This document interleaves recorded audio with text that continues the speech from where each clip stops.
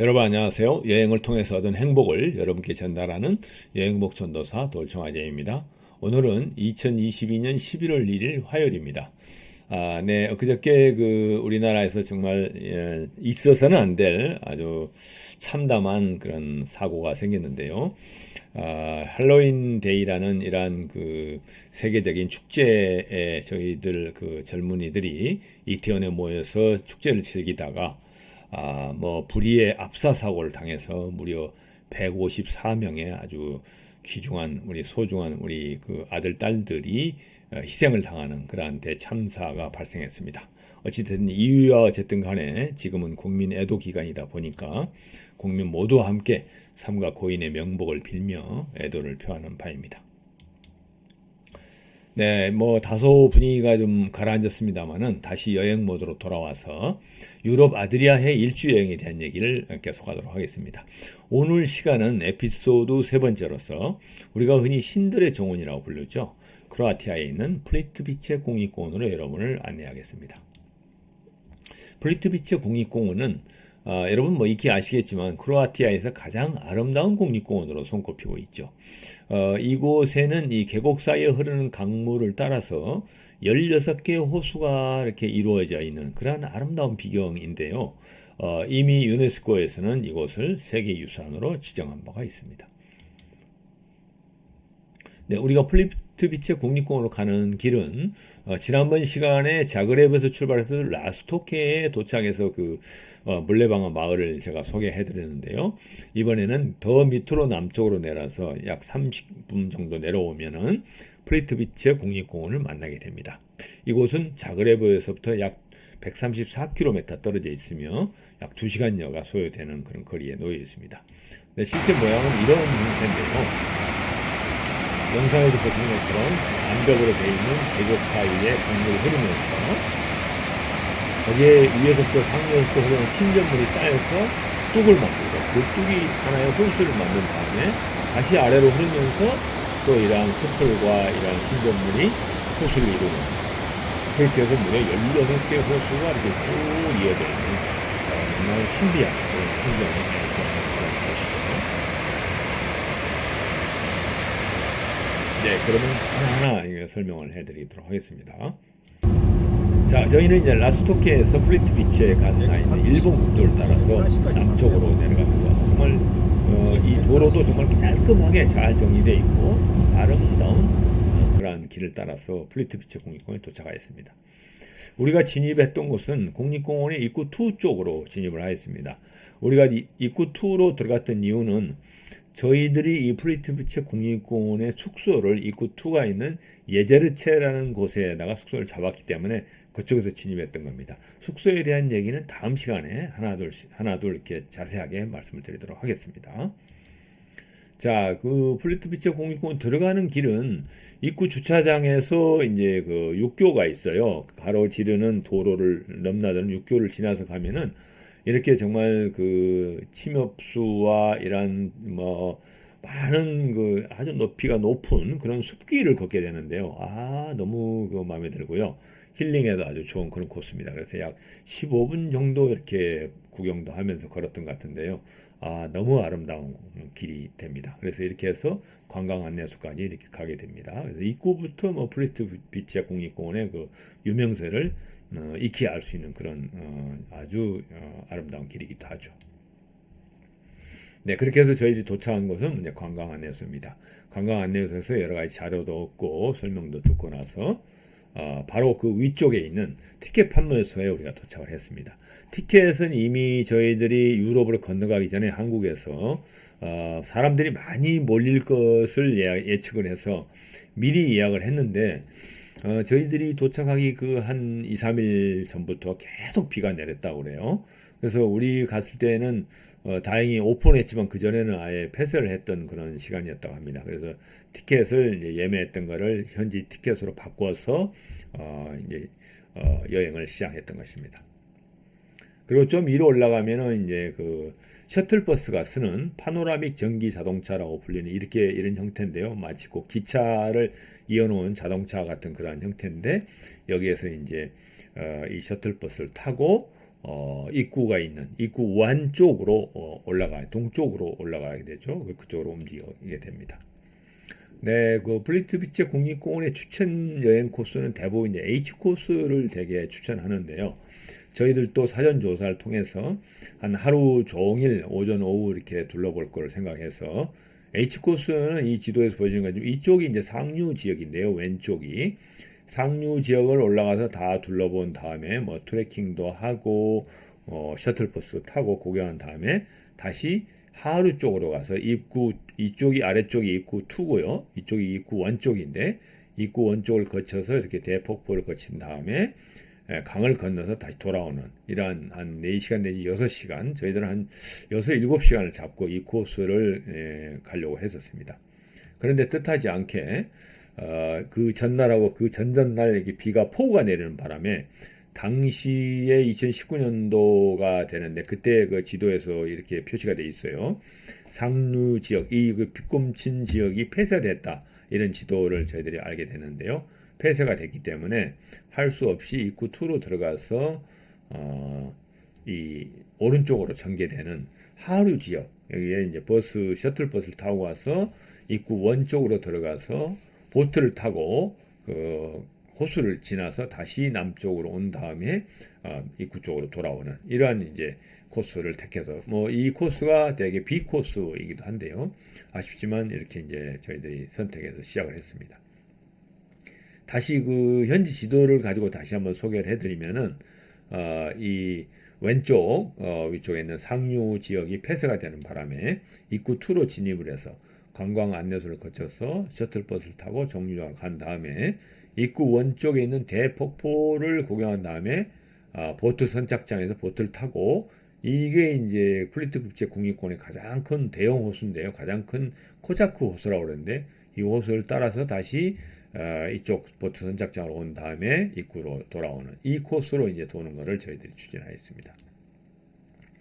이게 그 플리트 비치 국립공원 상류 부분인데요. 상류 부분은 이렇게 조그마한 이렇게 호수들이 여러 개 모여서 층층이 이렇게 아름다운 모습을 보이고 있는 곳인데 이쪽은 이제 폐쇄가 돼서 저희들이 들어갈 수가 없었고요. 영상으로나마 이쪽을 하나 이렇게 잡아봤는데요. 높은 곳에서 이렇게 내려다보면 이런 호수가 보입니다. 정말 신비로운 모습이죠. 또 이 호수의 색깔이 정말 에메랄드 그런 색깔을 가지고 있는 천연으로의 아름다운 호수입니다. 어떻게 이런 영상이 생길까 하는 신기하고 있었습니다.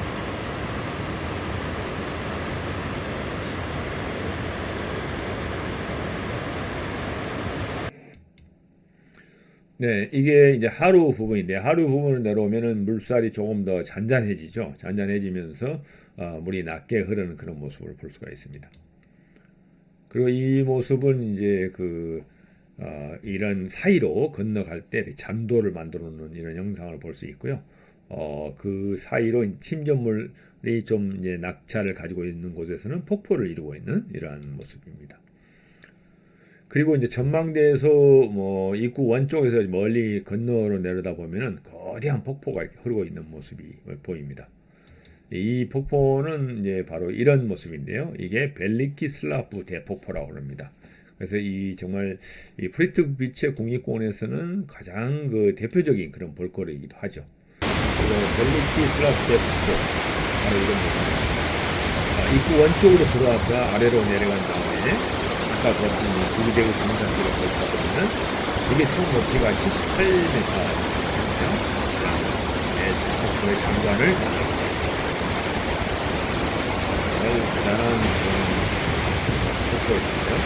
이 폭포는 모 방송국 여행 프로그램이었던 그 꽃보다 눈화에서 플리트 비치 국립공원을 방문하면서 클로즈업 시켰던 그런 곳이거든요. 그래서 여기에서 이제 그 배우들이 모여서 이렇게 여행 그 얘기를 나누는 이런 모습 때문에 우리나라에 굉장히 크게 알려졌던 그런 곳이기도 하죠. 벨리키슬라프 대폭포를 멀리서 바라보면 저 위쪽에 상단에 있는 그 대폭포뿐만 아니라 그 물이 모여서 이렇게 하루 쪽으로 흘러내려가는 또 작은 폭포들이 여러 개가 진행이 되거든요. 그걸 보면은 진짜 엄청난 수량의 강을 따라 흐르고 있다는 걸 우리가 알 수 있습니다. 그 아래쪽에 흐르는 폭포를 클로즈업한 부분입니다. 실제 그 벨레키 슬라프 대폭포의 거대한 물줄기는 이 지역에서 편안한 곳으로 흘러갑니다. 그래서 라스코페 마을로 흘러갑니다.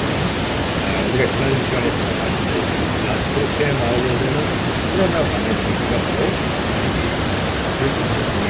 대폭포를 따라서 내려가는 물줄기가 모아지는 곳이라고 생각합니다.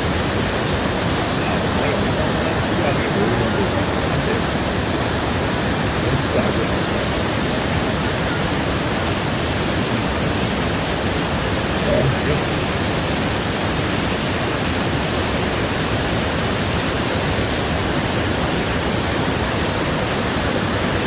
우리가 갔을 때 비가 많이 와서 폭우가 내린 상황이라서 더욱 아주 우렁찼던 것 같습니다.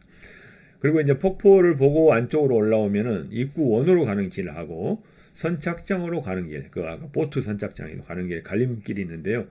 여기도 보니까 뭐 물결이 아니 호수를 넘쳐가지고 잔도를 넘나드는 그러한 길이었는데요. 아주 조심스럽게 우리는 이제 이 길을 따라서 올라갔습니다. 이게 곧 그 플리트비체 국립공원의 대표적인 풍경이죠. 플리트비체 국립공원 홍보 자료라든가 여러 가지 유인물의 맨 앞장에 나오는 아주 대표적인 영상입니다. 이렇게 나무 잔도를 이 강을 가로질러서 호수를 가로질러서 이렇게 만들어놨는데요. 상당한 그 잔도가 좀 물에 잠기기도 했지만 걷는 데는 큰 지장이 없어서 이제 저희들 구경할 수가 있었습니다. 그리고 좀 위로 올라가면은 호수면이 이렇게 나타나는데요. 정말 물론 나무잎이 이렇게 투영돼서 호수면에 비치는 것 때문에도 그렇지만 호수 색깔이 정말 초록빛의 에메랄드 빛이었습니다. 정말 잔잔하고 고즈넉한 곳인데요. 이곳이 이제 플리트비체 국립공원의 포토 스팟이기도 합니다. 그리고 거기에 이제 호수면에 비치는 이런 투영되는 모습, 정말 신비롭기까지 했었습니다.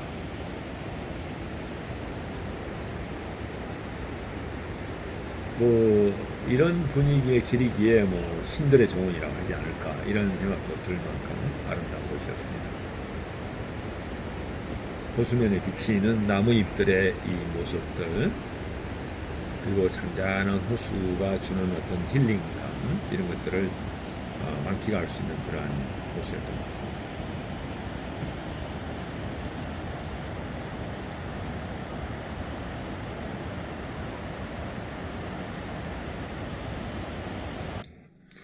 네, 이렇게 해서 이제 좀 위로 호수 위로 올라오는데 마침 길가에 청동오리 한 쌍이 이렇게 연애를 하고 있었어요. 데이트를 하고 있었는데 아주 한가하게 이렇게 있는 그런 오리였는데 우리나라 청동오리하고도 유사한 그런 오리였습니다. 그리고 이제 이들이 이제 우리를 보고 놀래서 호수로 뛰어들었는데 여전히 유유히 이렇게 발을 저으면서 이렇게 둘이 데이트를 하는 모습이 너무 평화롭고 사랑스러워 보였습니다. 이곳에 사는 오리마저도 부러워 보이는 그런 장면이었어요. 그리고 좀 상단으로 올라가면은 다시 또 그 위층에 상류층에 있는 호수면이 이렇게 심전물에 이렇게 가려서 다시 폭포를 이루는 면을 볼 수가 있습니다. 이게 이제 그 한 중류 정도 되는 부분에 있는 폭포를 이루고 있는 곳인데요. 거의 한 10개 정도 되는 폭포가 이렇게 또 상류층에 있는 폭포 호수에서 이렇게 떨어지는 모습인데 이것도 아주 장관이었습니다. 그렇게 해서 또 2층으로 올라가면 또 층층이 이래는 이제 호수가 나오게 되는데요. 잔잔하게 보이는데 저 위쪽 이 폭포가 이렇게 내려오는 저 위쪽 상류층이 이제 물길이 막혀서 걸어갈 수 없는 부분이어서 더 이상 갈 수가 없었습니다. 그래서 저희들이 사실은 이 코자쿠 호수를 건너는 전기보트를 타기 위해서 선착장까지 가려고 했는데 그 길이 막혀서 가지를 못했어요. 그나마 더구나 이 전기보트를 운행 금지한다는 소식을 듣고 저희들은 끝내 아쉽지만 이 코자쿠 호수를 큰 호수를 이렇게 크루즈로 건너는 이런 그 여행은 경험을 해보지 못하고 아쉽게 되돌아왔습니다. 그래서 그렇지만 또 그 덕분에 이 코자쿠 호수 남단으로 돼 있는 이 보행로가 다 있었는데요.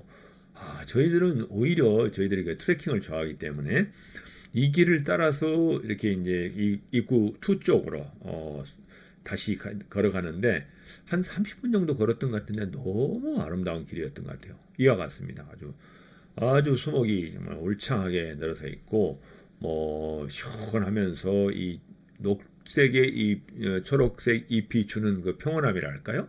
그리고 뭐 새소리가 너무나 막 우렁차게 들리는 그러한 곳이었는데 정말 잊을 수 없는 그런 보행로였던 것 같습니다. 그래서 보트를 타고 건너기도 하고 어쩌면 이 보행로를 한번 이렇게 트레킹하는 것도 아주 좋은 그 여행 방법이 아닌가 생각합니다. 네, 그리고 저희는 다시 이제 입구 2 주차장 쪽에 도착해서 그곳에서 기념품을 사고 해서 아쉽지만 하루 종일 가려고 했던 한 반 정도의 프리트비치 국립공원 여행을 마치고 다시 돌아왔던 것 같습니다. 네, 이렇게 해서 프리트비치 국립공원에 대한 간단한 소개를 마치고요. 다음 시간에는 에피소드 네 번째, 우리가 프리트비치 국립공원을 가게 되면 어디에서 묵어야 되는지 그 숙소 선정이 굉장히 중요하거든요. 그래서 저희들이 있었던 프리트비치 국립공원 숙소에 대한 얘기는 다음 시간에 들리도록 하겠습니다. 네, 여러분 지금까지 시청해주셔서 대단히 고맙고요. 다음 시간도 기대해 주시기 바라겠습니다. 네, 안녕히 계세요. 감사합니다.